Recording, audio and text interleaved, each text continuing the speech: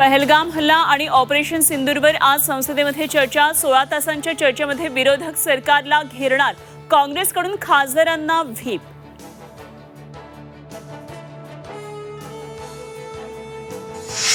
मनोज जरांगे पाटलांचं शिष्टमंडळ मुंबईमध्ये। शिष्टमंडळाकडून आंदोलनासाठी मुंबईतल्या मैदानांची पाहणी। 29 ऑगस्टपर्यंत मनोज जरांगेंचं मुंबईमध्ये आंदोलन।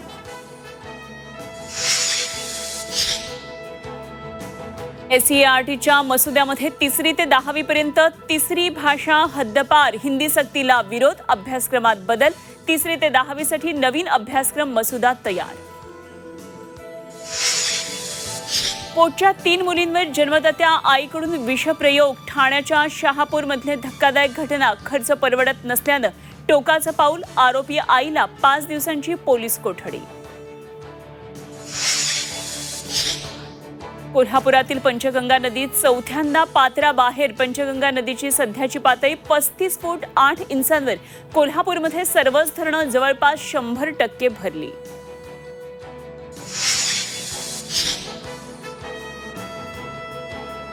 पुणे जिल्ह्यामध्ये 2 दिवसांपासून पावसाची संततधार। खडकवासलातून 22,000 क्युसेक वेगानं विसर्ग। पुणे शहरातला भिडे पूल पाण्याखाली। मुठा नदी पात्रातील रस्ता वाहतुकीसाठी बंद। पहिल्या श्रावणी सोमवारनिमित्तानं महादेव मंदिरं गजबजली। पहाटेपासूनच दर्शनासाठी भाविकांच्या रांगा। घर बसल्या घ्या झी 24 तासवर दर्शन।